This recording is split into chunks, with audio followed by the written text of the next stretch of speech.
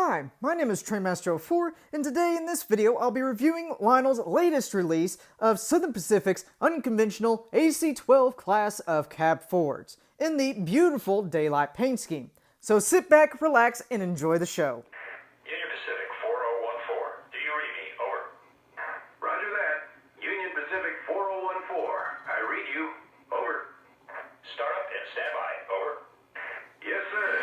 Start up and stand by.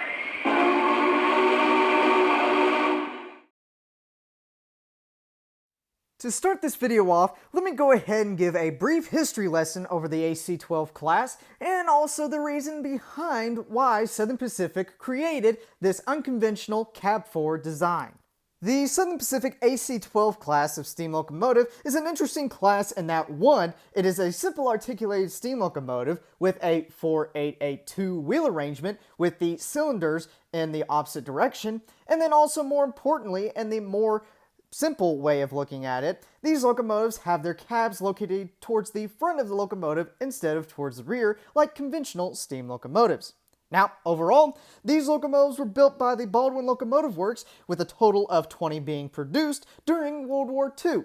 The first being numbered 4275 and it entered service on October 27th of 1943, and the last one being numbered 4294 and it entering service on March 19th, 1944. Overall, these locomotives had a total boiler pressure of 250 psi, had 63-inch diameter drivers, and had a tractive effort of 124,300 pounds of force. Now, you may be wondering, why in the world would Southern Pacific need a locomotive of this scale, and also why is the cab in the front? Well, this simple question can be answered by one word: tunnels. The answer to this question can be dated back as early as the 1860s when the Central Pacific Railroad was building their half of the Transcontinental Railroad through the Sierra Nevada mountain range.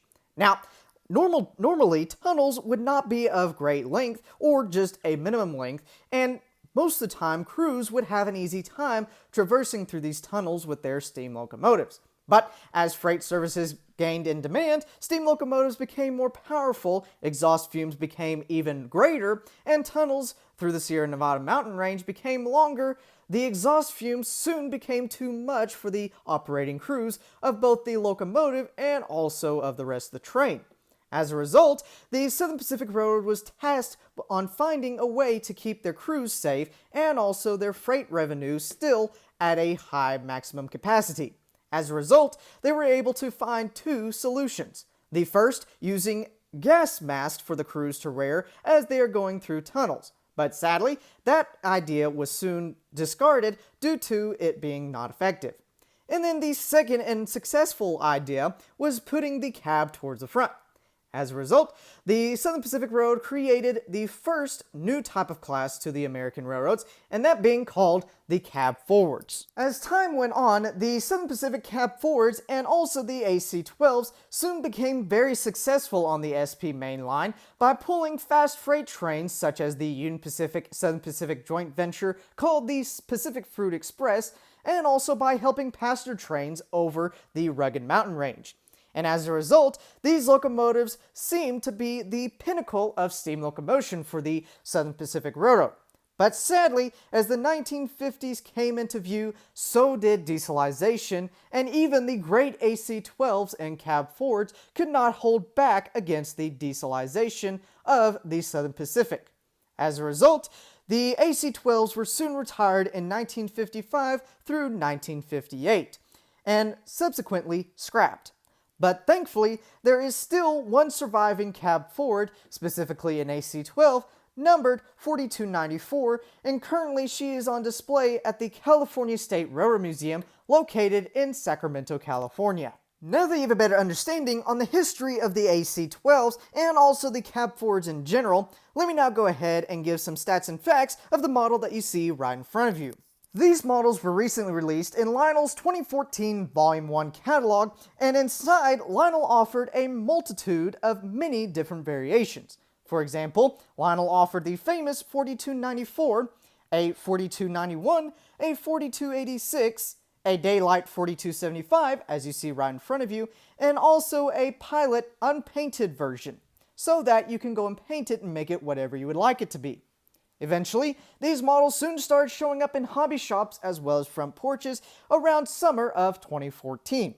In total, both the locomotive and tender have a combined length of 32.5 inches, and because of this great length, Lionel has rated these locomotives to have a minimum curve radius of 0.72. Under the hood, this locomotive is powered by one large flywheeled motor and is also equipped with one fan-driven smoke unit located for the main smokestack and also for the smoking whistle right next to the exhaust stack. Now, for command features, this locomotive is equipped with Lionel's Legacy Rail Sound System and also Legacy Command System. As a result, this locomotive has at least 3 different methods of operation. The first and preferred method being using Lionel's Legacy Command System, or Cab 2. The second method using Lionel's TMCC Cab 1 command system, which will allow you to access almost all of the features that this locomotive has to offer, but not completely all of them. And then the third and final method is using a transformer and some track. Now that you have a better understanding on what this locomotive has to offer, let me now go ahead, take a closer look, and show you all of the wonderful detail that this model has to offer. Starting at the front of the locomotive, and as you can see, right in the front we have the unique style of the locomotive itself, and that being having the cab in the front. So, starting from the top and working down to the bottom, you can see right above the cab windows we have 2 lighted number boards with the 4275 on them. The windows themselves, which have a few molded in window frames and also clear plastic inserts. Moving on down and towards the middle, here you can see we have a separately applied 4275 number board, 2 separately applied marker lights, which do come on when the locomotive is in operation, and also 2 more number boards with some grab irons above that, a central headlight, and also a central foghorn, which is nicely painted in a silver paint scheme. Moving on down towards the pilot area of the front, you can see we have 2 molded in grab irons, a vent in the middle, and also the pilot itself, which has a few bits of separately applied and molded in detail, such as 2 separately applied flag stanchions, a separately applied coupler cup bar with a separately applied chain, a separately applied brake hose detailing, a central scale dummy coupler with the chain going through it, and then also the pilot itself with 2 molded in steps going up to the front of the locomotive. Moving over to the engineer side of the locomotive, starting at the bottom working up to the top, you can see right down below we have the pilot wheels, which are nicely modeled with some molded in details such as journal box covers, and also the beginning of a slew of separately applied and molded in detail that this model has to offer. For example, here you can see we have a whole bunch of separately applied pipework, a air compressor tank, and also the beginning of some molded in detail on the side of the firebox, such as rivet detailing, and also a few other add-on separately applied details, such as the blow-down hose or valve right along the side of the firebox, and also the beginning of the running board for this locomotive, with a molded in step going up to from one lower running board up to the upper running board. And also over to the right-hand side of the locomotive, here you can see we have the side of the cab, which has a nice decent amount of cab detail, such as a separately applied step going up to the door, 2 separately applied grab irons, and coming back to the door, you can see it is nicely sprung and is hinged with a nice clear plastic insert for a window. And also speaking of the window, here you can see we have the cab window itself with a nice separately applied grab iron, awning, little ledge, and also 2 clear plastic inserts. Now, for the paint scheme itself, as you can see here we have the beginning of the famous daylight paint scheme with the daylight signature herald on the side of the cab, the number 4275, and also a few other figures underneath it depicting what type of locomotive this is. Now, looking specifically inside the cab, here you can see we have a nice bright cab light which does come on when the locomotive is in operation and also in idle, and as you can see detail-wise, the locomotive cab is fairly detailed with 2 hand-painted crew figures, one on either side, some hand-painted valves and gauges within, and is also oriented in a specific way since this locomotive is a cab forward so that the controls can be easily accessed for the crew inside. Continuing on down the boiler, starting at the bottom working up to the top, you can see right down below we have the first set of 8 drivers, which are nicely white-walled. The first set of side rods as well as valve gear, which you can see is nicely polished, and also the first set of cylinders located right here on the locomotive, which also has a nice array of molded in rivet detailing.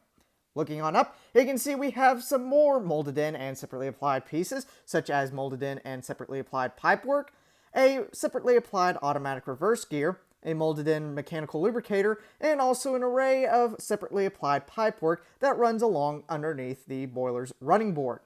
Moving on up, you can see the continuation of the beautiful daylight paint scheme along the side of the boiler, and also the beginning of a various molded in and separately applied detail, such as the beginning of both the throttle linkage as well as grab irons along the side of the locomotive, some separately applied sand dome pipework, and also a bunch of molded in rivet detailing, boiler bands, and also washout plugs. Continuing down to the end of the locomotive's boiler, starting at the top this time, you can see we have the locomotive's smoke box and also a bit of the boiler in the shot, and as you can see there is a whole lot of detail going on in just this little area.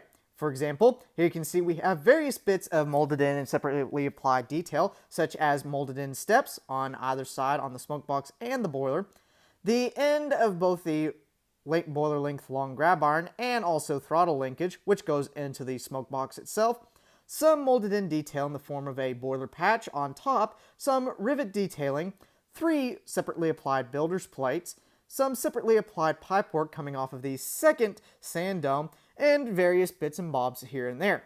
Looking on down, you can see we have the end of the running board, which comes down to some steps going to the smoke box front platform, and also the end of some separately applied pipework that runs along underneath it.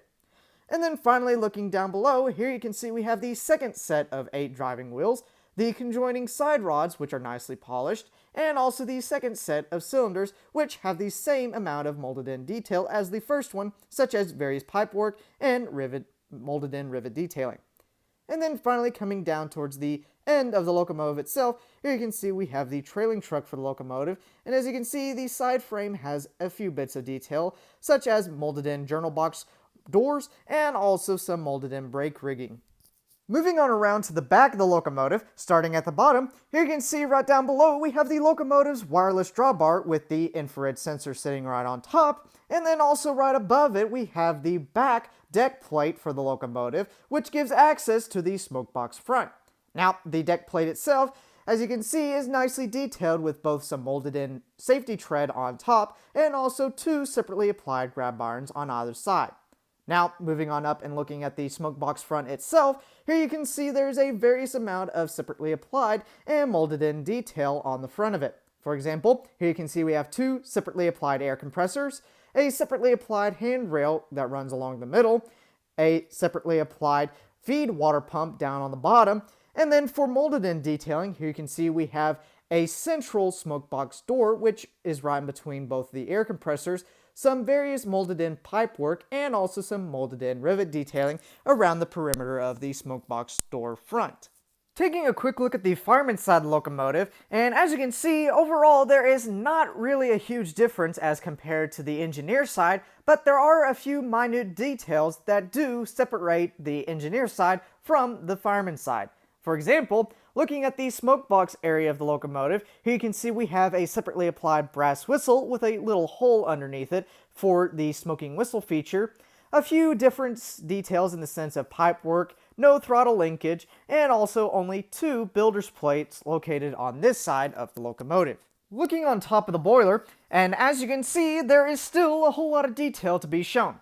For example, starting on top of the cab, you can see we have a nice smooth surface for the cab roof with a central air vent right in the middle, and as you can see, it opens and closes very nicely.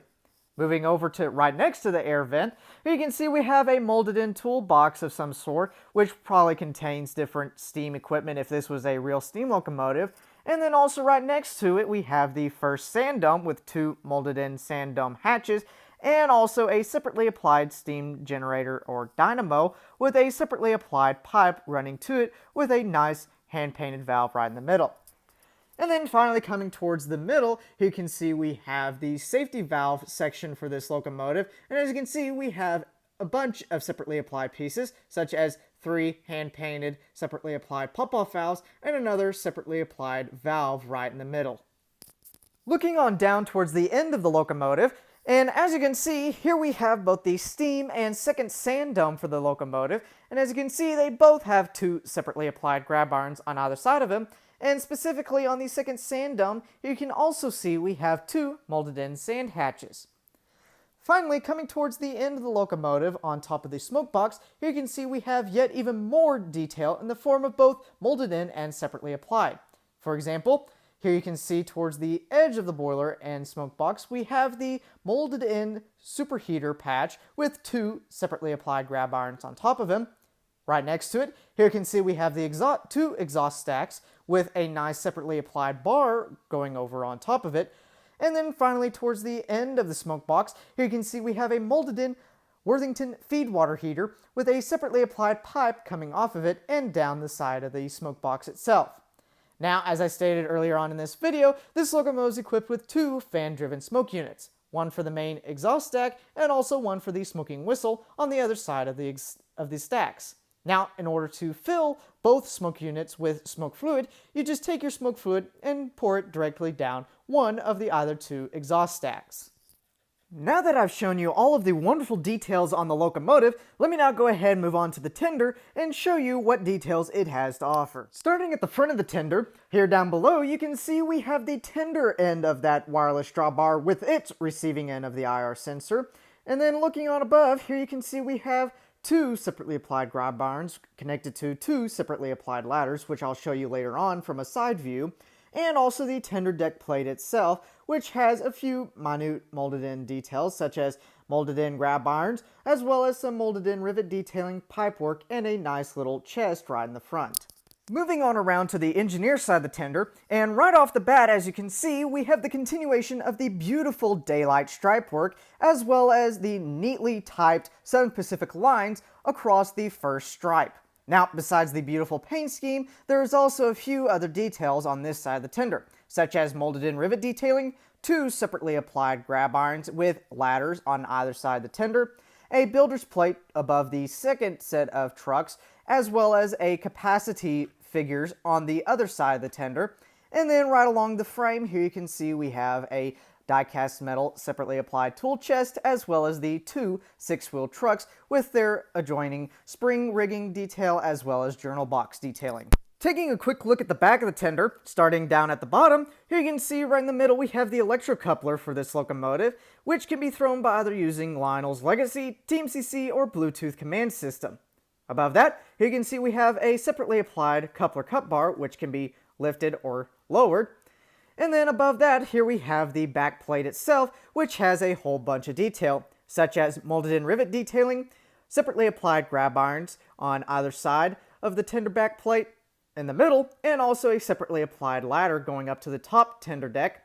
The number 4275 is nicely scripted right in the middle, a center tender backup light, and then finally two separately applied marker lights which have nice red lenses. Finally, taking a quick look at the top part of the tender, starting from the right and working to the left, you can see over on the right hand side we have an upper deck which would be containing all of the fuel oil or crude oil for the locomotive to burn. And as you can see, there is a whole bunch of molded in rivet detailing, a molded in fuel hatch which unfortunately does not open, and also some separately applied pipework towards the edge. Moving over to the left-hand side, here you can see we have two molded-in tool chests on either side of the tender deck plate, some molded-in steps leading up to the upper deck right in the middle, some separately applied pipework, molded-in rivet detailing, and then finally along the middle, 4 water hatches. Now the first, third, and fourth hatch actually contain nothing, but the second one does contain something, and it contains the master volume control knob for the Legacy rail sound system contained within this tender. Now that I've shown you both the locomotive and tender, let me now go ahead, fire it up, and give you a sampling of some of the sound features that this model has to offer. This is the dispatcher. Do you copy? Yes, sir. Loud and clear. Over. Very good. Start up and hold. Roger that. Holding for your signal. Out.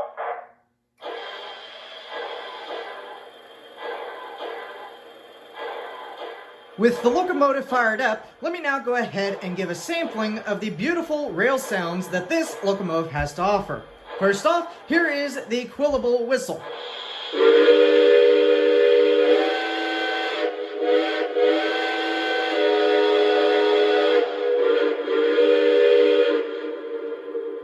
Here's the bell. Alrighty, I've got a mixed freight coupled up behind the tender. We've been given the green signal, so let's go ahead and take this beautiful model for a spin around the layout. See